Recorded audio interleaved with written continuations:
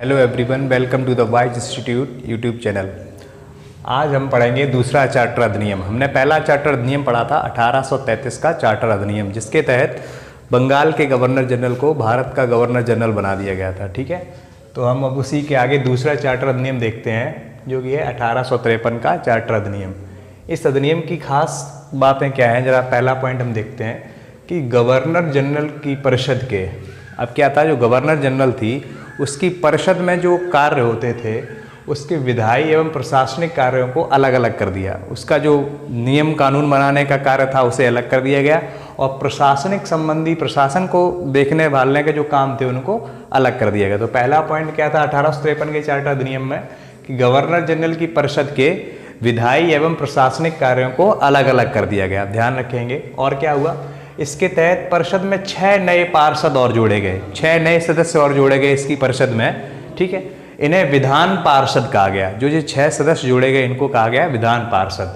और परिषद की इस शाखा ने, और ये जो परिषद बनी थी विधान परिषद, इसकी जो शाखा थी इसने छोटी संसद की तरह कार्य किया, संसद की तरह कार्य किया। और किस संसद के समान कार्य किया? ब्रिटिश संसद के समान प्रक्रिया अपनाई गई। जो प्रक्रिया ब्रिटिश संसद में चलती थी वही सेम प्रक्रिया इन्होंने अपनाई इसमें। ठीक है,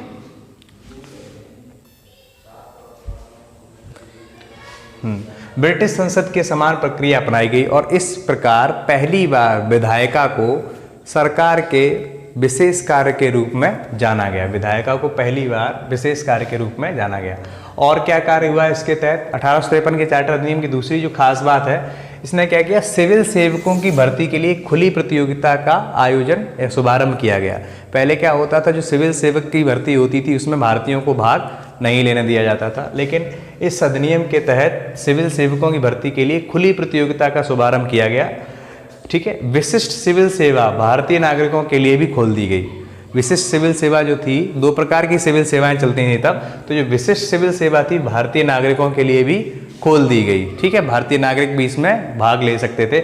और इसके लिए, इस संबंध में, सिविल सेवक की भर्ती के संबंध में 1854 में मैकाले समिति की स्थापना की गई। कौन सी समिति की स्थापना की गई, आप ध्यान रखेंगे, 1854 में इसके लिए मैकाले समिति की स्थापना भी की गई। ठीक है, नेक्स्ट पॉइंट इसका क्या था, इस अधिनियम के तहत पहली बार भारतीय केंद्रीय विधान परिषद में स्थानीय प्रतिनिधित्व प्रारंभ किया गया।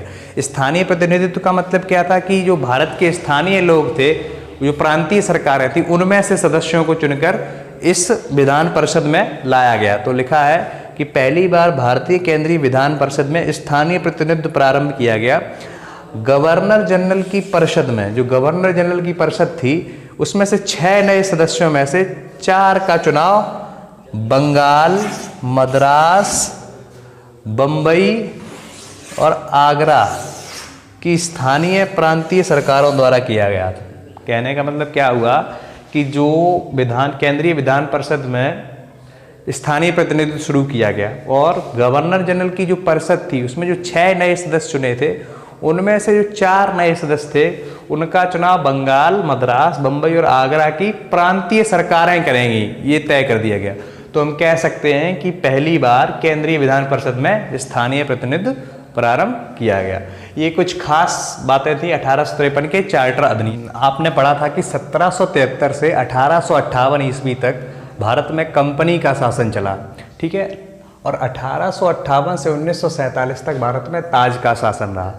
ठीक, तो ये शासन बदला किस प्रकार से था, तो आपको पता होगा कि 1857 में भारत में पहला सिपाही विद्रोह या भारत का पहला स्वतंत्रता आंदोलन जिसे कहा जाता है वह हुआ, जिसके परिणाम स्वरूप क्या हुआ कि ब्रिटिश सरकार को ईस्ट इंडिया कंपनी को समाप्त करना पड़ा, और उसके जितने भी अधिकार क्षेत्र थे, जितने भी गवर्नर थे, क्षेत्रीय और राजस्व संबंधी शक्तियाँ थीं, वो सारी की सारी ब्रिटिश सरकार को अपने अंडर या अपने तहत लेनी पड़ी। और इसी के तहत 1858 में एक भारत शासन अधिनियम का निर्माण किया गया। 1857 की क्रांति के बाद एक कानून बनाने की जरूरत पड़ी, जिसे 1858 का भारत शासन अधिनियम कहा गया। इस अधिनियम को भारत में अच्छा शासन करने वाला भी अधिनियम कहा गया है।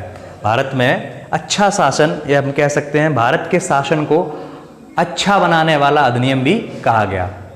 ठीक है, 1858 के भारत शासन अधिनियम को भारत के शासन को अच्छा बनाने वाला अधिनियम भी कहा गया। इस अधिनियम की खास विशेषताएं क्या हैं, जरा हम उनके बारे में देखते हैं।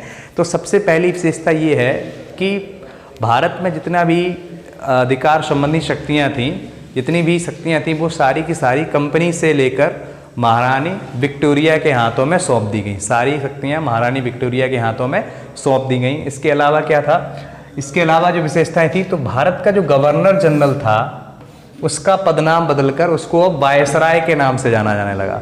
भारत का वायसराय के नाम से जाना जाने लगा। और इस प्रकार से जो भारत का पहला वायसराय था वो लॉर्ड कैनिंग था। लॉर्ड कैनिंग, आप ध्यान रखेंगे, भारत का पहला वायसराय लॉर्ड कैनिंग था। और जो वायसराय होता था वो ब्रिटिश क्राउन का प्रत्यक्ष प्रतिनिधि होता था, ब्रिटिश ताज का प्रत्यक्ष प्रतिनिधि होता था। मतलब भारत में ब्रिटिश जो ताज है उसका प्रतिनिधि होता था, सीधे तौर पर वही सब देख रेख करता था। फिर क्या था, इस अधिनियम के तहत और क्या किया गया, इस अधिनियम के तहत नियंत्रण बोर्ड और निदेशक कोर्ट समाप्त कर दिया गया। जो नियंत्रण बोर्ड और निदेशक कोर्ट की स्थापना की गई थी, जिससे कि भारत में द्वैध शासन की व्यवस्था शुरू की गई थी, उसको समाप्त कर दिया गया। तो कहने का मतलब ये हुआ कि जैसे ही नियंत्रण बोर्ड और निदेशक कोर्ट समाप्त की गई, भारत में शासन की द्वैध प्रणाली भी समाप्त हो गई। अब भारत में डबल जो शासन की प्रणाली चल रही थी वो डायआर्की सिस्टम समाप्त कर दिया गया। ठीक है, अब एक नए पद का सृजन किया गया जिसको कहा गया भारत का राज्य सचिव।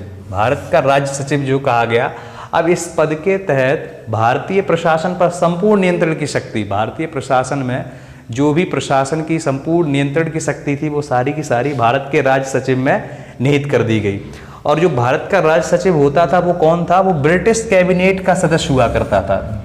जो भारत का राज्य सचिव होता था वो ब्रिटिश कैबिनेट का ही सदस्य होता था और पूर्ण रूप से ब्रिटिश संसद के प्रति उत्तरदायी होता था। वो जो भी काम देख रेख करता था वो पूरा का पूरा ब्रिटिश संसद के प्रति उत्तरदायी होता था। ठीक है, और राज्य सचिव की सहायता के लिए 15 सदस्यीय परिषद का गठन किया गया। इसकी सहायता के लिए 15 सदस्यीय परिषद का गठन किया गया, जो कि एक सलाहकार समिति होती थी और जिसका अध्यक्ष भारत का राज्य सचिव होता था। कि इसका मुख्य उद्देश्य क्या था, 1858 के भारत शासन अधिनियम का मुख्य उद्देश्य क्या था, किस उद्देश्य से इस कानून को लाया गया था। तो 1858 के कानून का मुख्य उद्देश्य ये था कि भारत में जो प्रशासनिक मशीनरी थी उसमें सुधार किया जाए। कि जो पहले प्रशासन जिस तरीके से चल रहा था, जिस तरीके से ईस्ट इंडिया कंपनी शासन चला रही थी और भारत के लोग उसका विरोध करने लगे थे, तो उसमें सुधार करने के उद्देश्य से इस कानून को लाया गया, जिसके लिए इसको कहा भी गया कि भारत के शासन को अच्छा बनाने वाला अधिनियम है। ठीक है, इसके माध्यम से क्या था, इंग्लैंड में भारतीय सरकार का नियंत्रण हो सकता था। कहने का मतलब ये था कि 1858 के अधिनियम से इंग्लैंड में जो भारतीय सरकार, जिस प्रकार भारतीय शासन चल रहा था, उसका अधीक्षण और नियंत्रण हो सकता था। बाकी इन्होंने कोई एक्स्ट्रा चीज़ नहीं की, कोई अच्छा सुधार नहीं किया, बस सिर्फ इसको नाम दे दिया गया कि हम भारत में सुधार करेंगे, ये करेंगे, वो करेंगे, लेकिन बाकी सारी चीज़ें वैसी की वैसी ही चल रही थी। ठीक है, तो आज के लिए इतना ही।